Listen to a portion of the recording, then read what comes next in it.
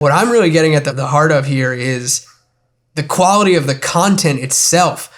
And in the case of an artist, I'm talking about the performance. I've seen so much junk. I've seen a ton of bad ads over the years that are just like boring. You're not going to be able to get away with a boring video ad of you playing in your bedroom with a camera that's not moving around and you're not looking like you give a shit. You're not going to get away with it anymore. You are now listening to the Creative Juice podcast brought to you by Indiepreneur.io.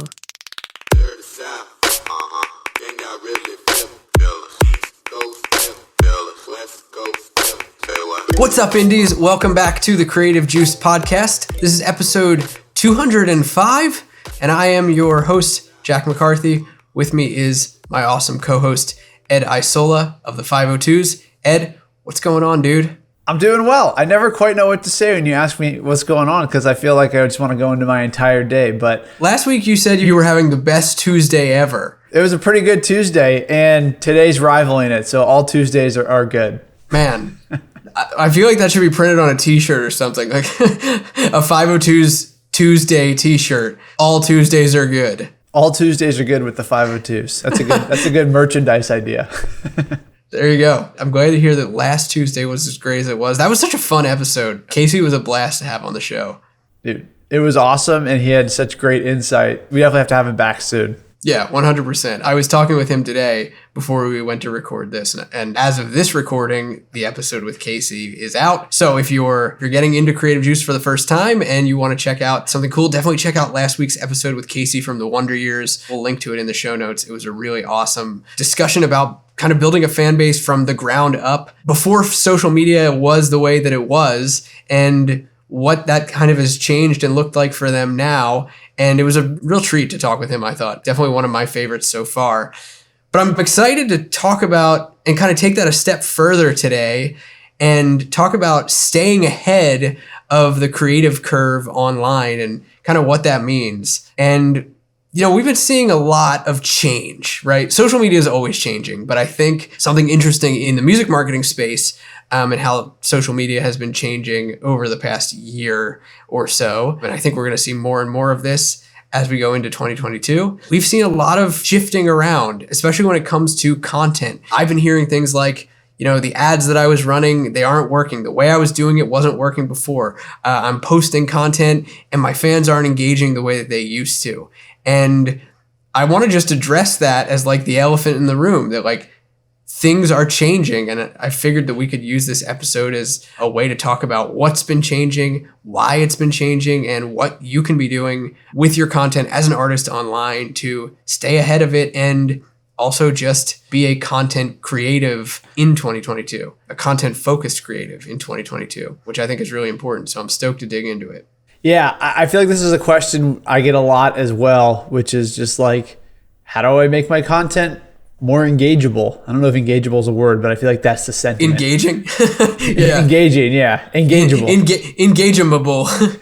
TM, Creative Juice. But, you know, it's funny because it's always like, I think a lot of creatives play catch up in the sense of you want to do what works. And I definitely have been victim to that, where it's like, well, okay, I want to do what's going to work, and I want to not take any risks when it comes to my social media. So that means pictures, videos, whatever. I think this is a good opportunity to kind of, one, get something that's working, and two, be ahead of the curve, as Jack said, with this video content, which is really what we're seeing work really well. So I'm equally as excited to kind of dive into it and get going. Yeah, for sure. I think that that's a great point to the way that the question has been framed to you. That's interesting. Let's just kick off by taking out the elephant in the room. Like, there are two pieces to this that I think we're seeing. For one, privacy and the internet is changing a lot right now. There's a lot going on in the way that advertising targeting, for example, has changed. Reporting, what we can see, the way that ad platforms are working as, for example, Facebook and Apple and their feud around iOS 14 and how that's affected the ad platform.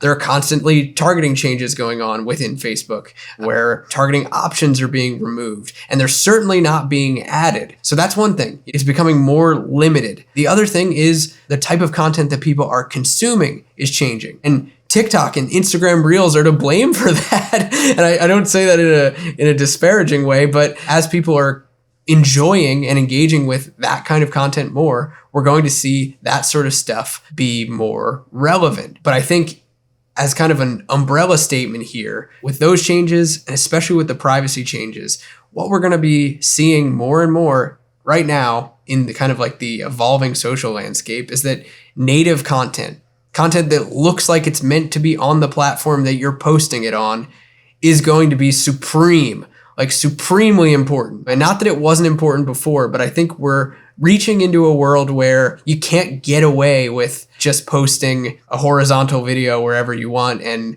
it works well for your Instagram stories ads, for example, or taking your IG lives and just posting them on Facebook and thinking that people will engage with it in the same way as if you were actually live right there. I think that that's a kind of a great starting off point here to kind of kick around. Yeah, absolutely. And I think what's really exciting about this, well, there's two things. One, I think what can be very intimidating about this whole thing that's like, here's how you get ahead of the curve of your content and here's what you need to be posting.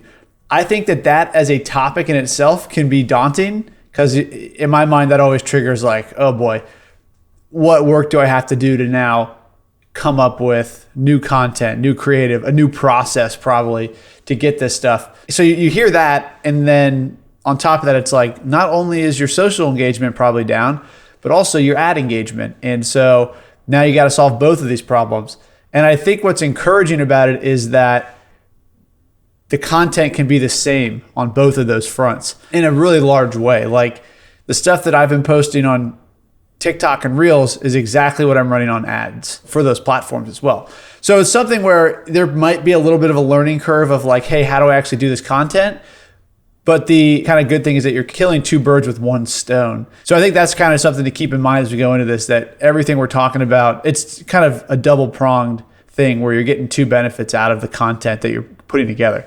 So I think that was one thing worth mentioning. The other thing is just like you were saying, and I think we've touched on this previously, but I feel like what made the Fan Finder really great was in 2017, there was no content like that around. There was no TikTok, there was no Instagram Reels, and there really was nothing saying, hey, do organic, authentic content, and that's the key.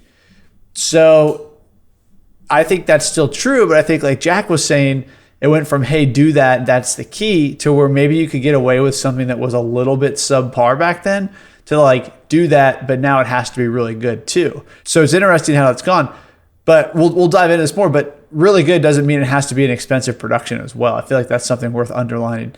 It just means good audio, good video, well thought out theme and or aesthetic. In my mind, those are really like the three check marks.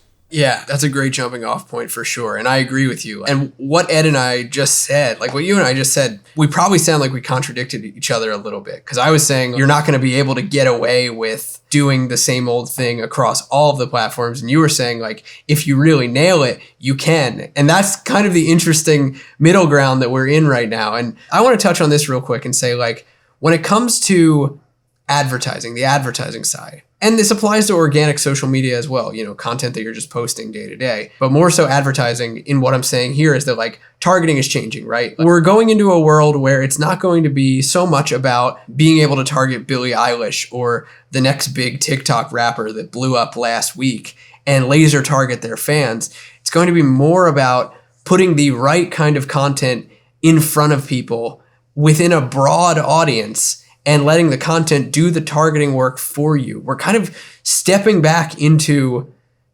digital marketing, direct response marketing principles that are really about putting the right offer or the right content in front of the right people at the right time. And, the right people and the right time is getting a little bit blurred by a lot of the privacy stuff that's going on right now. So really, what needs to be doing the heavy lifting for you is the actual content, the videos, the copy, the message. I saw Cirque and I actually were texting over the weekend, and he sent me a video, and I'll share it in the show notes too. It was a short little clip from Ryan Deiss, who was the founder of Digital Marketer that we love. We love Digital Marketer. They're the number one teachers of digital marketing on the planet. I certainly cut my teeth in digital marketing learning from them. And it was a great little video clip exactly on this topic of saying like the message is really the targeting. And that's what we're stepping back into this kind of privacy first landscape that we're going into with the internet. So what I want to encourage artists and creatives to think about is like, you need to be a content first creative in order to tap into that. So that's where I wanted to kind of start off with. And in saying that, exactly what you were saying, Ed, like we used to have a landscape where like you could laser target super well and you could kind of get away with stuff that wasn't really ideal. I dare say to even call it low quality. I've seen some really low quality video ads from artists out there that were in the past performing pretty well because like the machine learning of like the Facebook ads platform, for example, was doing all of the heavy lifting on the optimization side. But we're moving into a place where that kind of low quality on the content itself, in addition to the production, being like more native, or you might think of like iPhone shot, we're moving into a place where that isn't going to cut it anymore. Yeah, and what's interesting is that I feel like it's important to just outline, people can still, I mean, you've probably seen the commercials with iPhones. Like people can still make great videos with iPhones. So it's not necessarily, in my opinion, the iPhone being used. It's the way people use it, where it's like, if you got an iPhone 13 or whatever they're up to now, you have a great camera. You get a gimbal, like you could do a great video. What you're kind of getting at with the low quality portion is like, is the lighting good? Is the aesthetic good? And in my mind, a low quality video has bad lighting. It has bad audio, maybe just phone captured audio. The aesthetic is not really visually that pleasing. So there's just things that I don't think it's a technical limitation in terms of like, oh, I don't have access to the camera. It might be for some people, but I think in a big capacity, it's kind of like the preparation before. Dude, yes. Totally that. But also, and I think this is the meat at what I'm getting at, is I think the standard at which creatives are going to be judged is not just, the lighting, totally, the setting, all of the the aesthetic of a video that you can totally get with an iPhone. Super important for one, and I agree with you. But what I'm really getting at the heart of here is the quality of the content itself. And in the case of an artist, I'm talking about the performance. I've seen so much junk. I've seen a ton of bad ads over the years that are just like boring. You're not going to be able to get away with a boring video ad of you playing in your bedroom with a camera that's not moving around and you're not looking like you give a shit. You're not going to get away with it anymore. Yeah. And I feel like, first of all, strongly agreed. Second of all, I think that it comes down to preparation and outlining. But one thing that actually kind of ties into that was your comment saying like it's content first. And it's interesting because I feel like that's how I've always approached it, was like you have to have great content and then you use your ads to boost it. I think that maybe somewhere along the line, people are, maybe saw like, hey, I went through the fan finder training and I saw all this success, but the fan finder's not working for me. I would say 9.5 out of 10 times, maybe even higher, the reason it's not working for you is not because of the ad approach. It's not the audiences, it's not the headline, like those things can help, but it's always the video content. So I think your point of saying like, listen, you have to be content first, that's so important because like you could have a great video and have bad targeting and do okay. If you have a bad video and the best targeting of all time, you probably aren't going to see the results you want. And you're definitely not going to attract people to the video that want to stick around for the future. Because like that's the point of advertising, right? You don't want someone to just watch your video and never engage. You want them to watch the video, be so blown away that they're like, wow, this is awesome. The performance, like Jack said, is fantastic. I got to see what's next. It's like, it really is about the performance. And so I think when we're talking about like, you have to have a great video, it really means you have to have a great performance in that video. And I think that's something that we can kind of maybe unpack a little bit and dive into. How do I prepare for that? Or, what kind of things do I need to be looking for or thinking about to make my video great? Yeah, for sure. I think that's exactly it. And I think you're right. In so many cases, like I've audited video ad campaigns, for example, whether it's just for audience building or for getting opt-ins or driving sales. I've audited a lot of video ad campaigns. And so often the questions come at me is like, oh, is my campaign set up wrong? Is the targeting not right? And this applies to like before today. And it applies to before iOS 2014 and Facebook kind of rugged us in so many ways. It especially applies now because I think it's rampant now. I think we're in a world where we can't get away with it anymore. So many of the questions were like, is my targeting wrong? And like you said, like 9.5 out of 10 times, it had nothing to do with any of that stuff. And it had everything to do with like, this video is just kind of underwhelming. It's kind of lame. And I've seen that with well shot videos, too. Sometimes the song choice is just wrong or the performance just isn't right and it's not connecting people. I think that's a big part of it is like song choice for one. We've kind of been unpacking this right now at Indiepreneur. We're in the middle of a workshop session that we're calling 2022 Year of the Indie. And we've been doing this with a number of Indie Pro members who joined in on this workshop with us, which has been really cool. It's wrapping up as we record this episode. And one of the things that we talked about in a session that Ed and I did is this is just to kick off the steps of defining quality in your video and really brainstorming and coming up with what's cool. Like if you are going to be using a cell phone, for example, your cell phone quality video or any video really at this point should be the kind of thing where if you're thinking about someone else pulling out their cell phone and shooting this, it should be one of those like, holy shit, take out your phone and film this. I can't believe that this is happening in front of me kind of moments. That's the level of pull the actual content that you're shooting, the performance that you're shooting should have. Yeah. And so, what's really interesting about that to me is that you want the video to be like, holy shit, this is amazing. Like I have to watch this. And so I think that ties directly into your comment about song choice, because that is the thing that I think that most people, when they're picking a song for their video asset, I'm not even just talking about Fan Finder, I'm talking about their performance, that kind of thing. I don't think that people necessarily know how to hone in on what song to choose. And I think that's because people don't know how to hone in on what their strengths are from a viewer's point of view. Yeah. It's often so arbitrary and just like, we're just doing it for the single from our record, Yes. And so like there's a couple things here that I always recommend to people at IndieX. And one is like the recorded version of your song does not have to be the video version of your song. And that's to say, yes, you don't have to rewrite the song, but you can chop it up. You can pull the first, if the best part of your song is the a cappella chorus at the end, and that's the part that people like when you go out and play live, they're like, dang, that is awesome. You should put that at the start of the video. And there's a couple of options for this kind of clipping technique for like starting with the best part first. One is that you literally just, when you record it, play that part first and then go into the rest of the song and you can just work the arrangement out there. Two is, and we've seen this work for a couple artists, you take the clip like in the actual video, splice it onto the start, and then kind of let the video play in full after that. But I think the comment here really is like you have to identify what your strength is. And to kind of give you a cheat sheet, there's a couple that are like pretty easy to pick. Like there's not that many things that you're probably really good at. You're probably either very fun and energetic and make people feel good about themselves, and that comes through in your music, which is I think what the 502s we've kind of banked on that. So that's like option one. Right. People connect with watching you. They watch they watch your movements, they watch your facial expressions, they see what you're doing.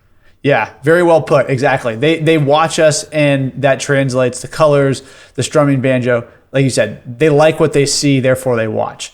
That's cool. Ooh, they like what they see. It's weird to talk about myself that way, but it's like I'm stepping back and thinking about it from like a marketing perspective, which is something we've done when we come up with these videos. It's like, what's going to look cool when people watch us? So we purposely put our videos together with that watching mentality in mind. And with that, we pick songs that lend themselves to us looking cool in a video. Cool being, the description of people would want to stop and watch a video of a guy strumming a banjo on top of a piano, that kind of thing. So like that's option one. And I don't know that that's the option for everybody, but it's kind of like an insight into what's worked for us. The things that I see work the best are, if you're a great singer, start off with some cool vocal run, a cappella or with light instrumentation, and just blow people's minds right off of the bat of like how great of a singer you are. That pairs directly with a headline or a tagline. And it's like, wow, she has such a great voice. Wow, his voice blew me away. Like, something like that. Like literally just tie the opening scene to the tagline if it's vocal. That pattern interrupt is so good. When you actually have a pattern interrupt that you can tie in with your copy, and it's not like some BS that you put like, wait till 10 seconds or something, and there's nothing actually for people to see. When you can actually like connect those two things together and there's a real moment there, like those are those high impact kind of cultural moments. And if you can make one of those right at the beginning of a video, damn, like you're in a great spot. I just feel like this is going to come off as very like uninformed. I just feel like it's not that hard, right? If you're watching this, you should listen to these options and then pick the one that suits you and then go do it. You're going to make a great moment. Now, the catch is the rest of the video great? But if you have a decent performance in sound and video, it's probably okay. But so you've got like the energy thing, people like to watch you. You've got the vocal thing. I think guitar players, I hear a lot from like, okay, well, I'm a great guitar player. Okay, cool. Start the video off with that. Exactly like the vocal run, but do a video. And then I think the other one that I hear a lot is rap, like straight to camera rappers. That tends to do really, really well for people that have good flow. So without removing your creative freedom, one of those four things is typically what I see do the best. And I know it's kind of a long rundown, but like if you pick one of those things and you're truly great at it, and you got to find which one you're great at, if you put it at the start of your video and you tie your tagline to it, I think you're going to see a good, at least from an ad perspective, a good result. Yeah, I totally agree. And I think that those are like easily digestible points because it forces you to critically analyze, like, what about my artistry? What about my songwriting? What about my song? What about my performance? Does that? What are the things that captivate people when they actually watch me? And how do I translate that to a recorded medium that's then going to go online? Taking it a step further, like what would you recommend from, obviously, like we're talking a lot about performance videos here because in the vast majority of cases, that's what we see work well for artists online. Whether it's running ads or whether it's organic content, the type of things that draw fans into your music are going to be performance videos. Ed, you already said in our 2022 predictions episode that the music video as we know it is going to be dead in 2022. And I'll link to that in the show notes so that you can listen back to it if you didn't hear that episode. But I'm curious, like taking that to the next step when it comes to making these performance videos, which like you guys at the 502s are very good at. You've seen FanFinder work really well for you when running traffic to these videos. You've then seen taking clips of those videos and using them on other platforms take you to virality organically, which is crazy. What would you recommend from like the level of defining a concept and picking a setting and all of that kind of stuff that then comes after really defining what the performance is going to be? Yeah, I would say don't reinvent the wheel. There are people in your genre who can give you direct inspo for what you think is cool. And you can put your own spin on it, but like every video we've done for the 502s has been inspired by a video I've seen from somebody else. And that doesn't mean we're watching their videos and just like directly replicating it, but I go and I will scour YouTube for artists I like and be like, man, this video is really cool. Okay, well, what's working here? What do I like about it? And how can I kind of then take that idea and make it my own? For the what to do in the laundry room video, to kind of put that into like practice, it's like I went and I watched this video of the Ava brothers in the back of their tour bus with like 12 people playing a song in like this tight little cramped space. And I watched that, I'm like, wow, that's just really cool. And what I like about this is that everyone's having fun. They're all just in this tight space and it looks really communal because of this tight space. People are in awkward positions, but like they're trying, they're having fun, that kind of thing. So to me, it was like, okay, I watched that. That's what I like about it. Let me try to put that into practice for myself. And that resulted in us cramming into my grandpa's laundry room, which in no way would people be like, oh, those two videos, that's a ripoff. It's not a ripoff, but it's inspo from what I liked in the video I saw. I've never thought about that, and you've never told me that story before, but I've seen both of those videos, and they don't remind me of each other, but now that you say it, yeah, I could totally see the inspiration there. And that allowed you to take inspiration from something else that you dig and use it in a way that fit your band and your music and your brand and still be original. Yeah, exactly. So it's like a lot of times people try to blow their minds and be like, oh, okay, well, what if I bum rush the subway and I play an acoustic song on the subway for people, whatever. I'm not saying that this is ideas that just randomly came to my head, but it's like, you got to have control of the situation. And there's ways that you can think about these things by watching artists that you already like and taking what you like from them. I mean, like another example is there's this documentary that used to be on Netflix. I don't think it is anymore, but it's called Austin to Boston. And another band that I like, Bears Den, they pretty much took vintage Volkswagen vans and drove them from Austin, Texas, all the way up to Boston as part of a tour. And so I was just fascinated with the vans and with the colors. Like, I love the bright colors. And so they're driving blue and pink and orange vans all around the place. And to me, I was like, wow, that'd be really cool if we had a van to do a song in. And, there's the inspo for Just a Little While, the video. And it's all these things that you kind of have to step back and think about, like, well, what do I like from other artists in the genre? And what do I like specifically about those?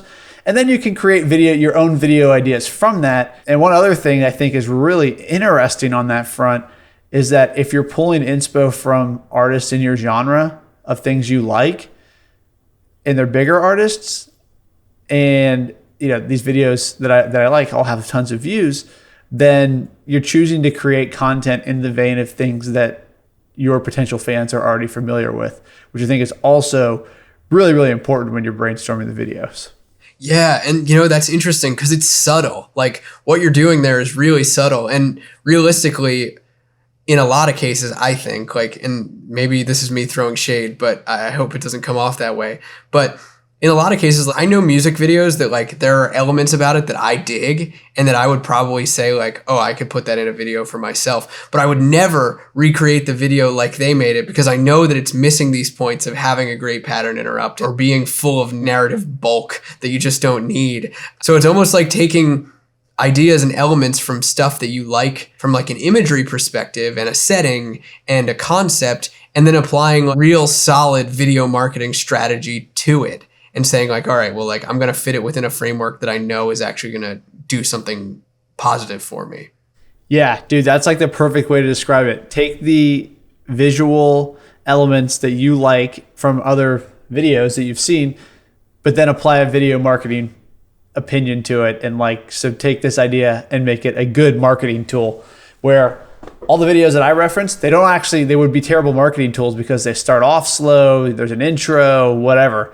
But it's like, if you jump right into the action, that's a really good way to put it. As someone doing this exercise, you have the power to now make this video an actual asset in terms of marketing. Yeah, I love that. I think that's, like, an important point to take home, especially now. Like you were saying, Ed, and I'm just poking fun at you here, but, like, if the music video is dead, but we still need to get inspiration from it, or we can still gather inspiration from it, applying a critical marketing eye, like a video marketing eye to it, is going to be really important when getting that inspiration now. Because now it's not just like, okay, I'm going to mimic exactly what, Mumford & Sons or the Avett Brothers or Blink-182 or Fall Out Boy or you name it, any artist. It's not just about copycatting what they did. You can't get away with that. You couldn't get away with it before, but you especially can't get away with it now.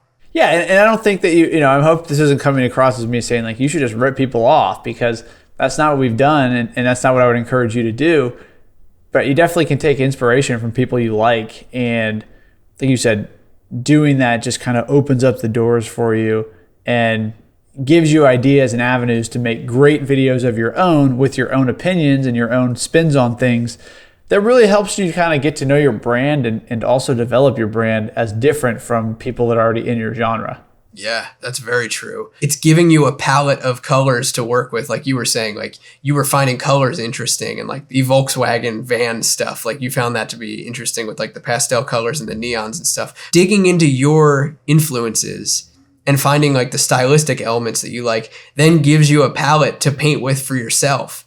And you're not copycatting or ripping people off. You're just kind of building off of, in the same way that, like, you naturally kind of emulate or mimic some of the stylistic elements of artists that you're influenced by in the music you create. The same kind of things can be true of your visual content. And I think, to take this a step further, when it comes to actually putting content out there and, like, chunking down content and using it on TikTok or using it in Instagram Reels. Like, let's say you've got a really badass performance video and you've got some solid clips from it that you can use in a vertical format so that it will appear native.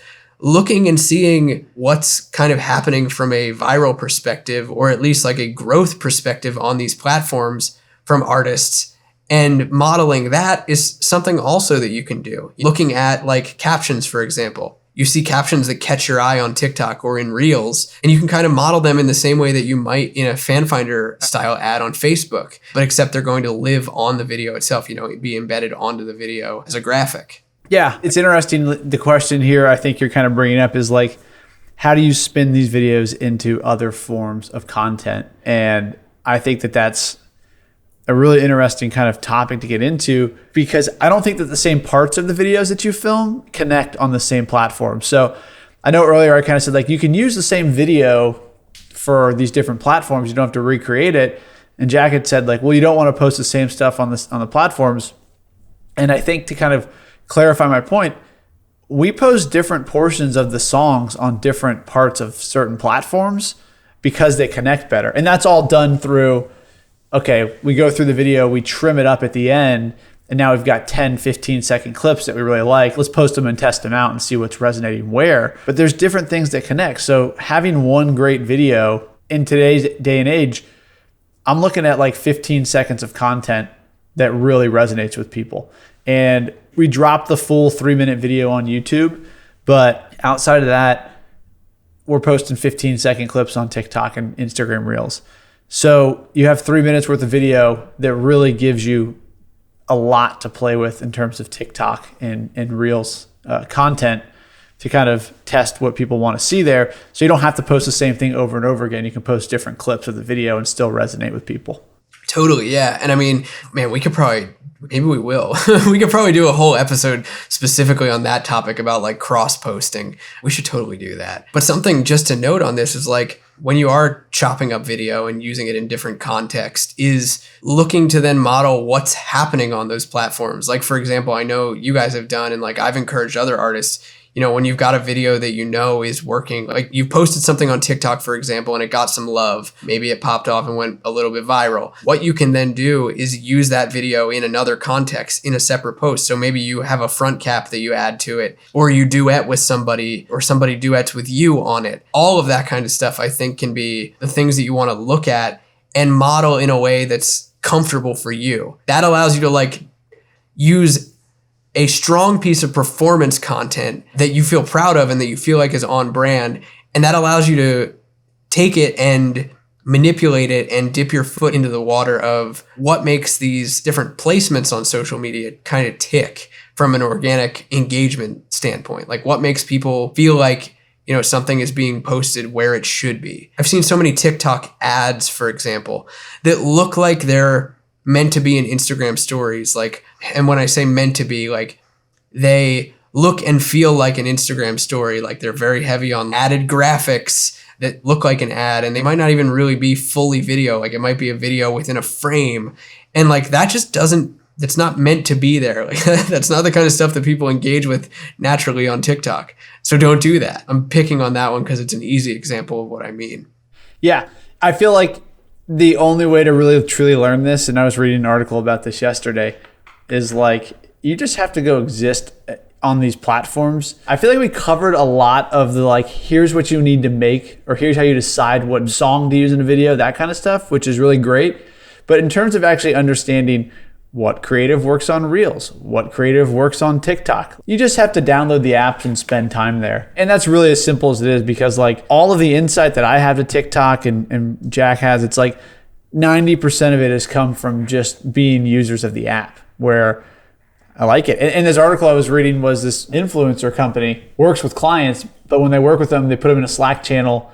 And then the clients, they like won't answer the client's questions unless they're phrased as if they were a 20-year-old on TikTok. Like they have to use the language.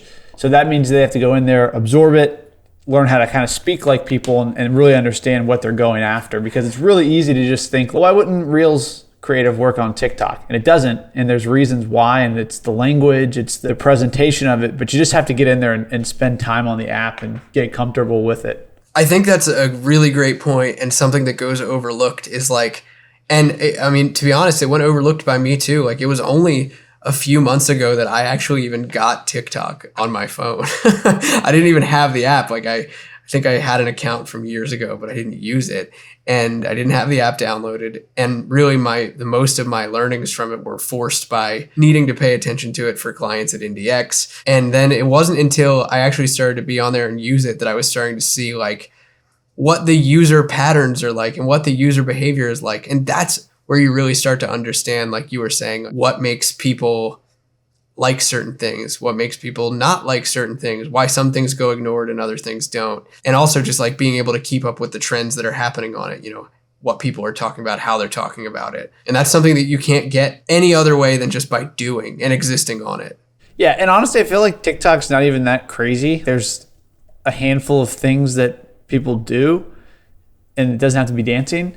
But it's like you just have to learn it. Like you said, you'll pick up on the trends. I'm an avid TikTok user, so I like it.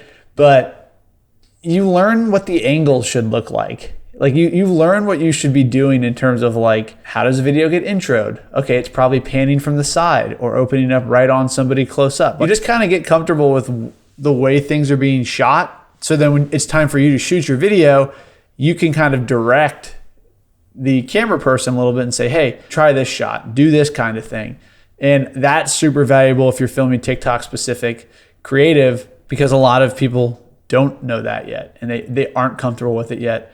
So it's good for you to be informed and not micromanage, but kind of give instruction so that they can learn and get you the clips that you need. Most definitely.